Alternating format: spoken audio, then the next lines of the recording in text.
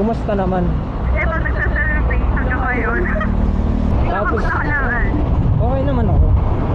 Gusto ko mag-sorry sa mga nagawa ko dati sa'yo. Bakit ikaw yung nakipag-break yan ng gano'n na lang? Wow. Marami tayong hindi pagkakaintindihan. Alam mo naman yun, di ba?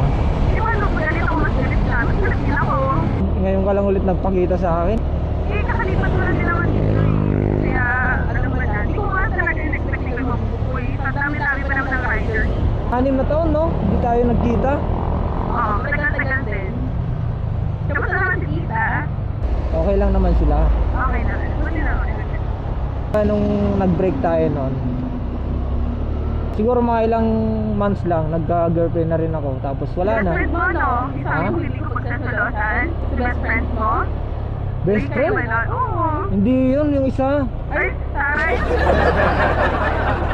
Ang ganda pala sabi mo, huwag naman sila dyan. Ganyan tapos, ang galing. Isa lang yung ibig sabihin nun kaya tayo pinagtagpo ulit. Yeah,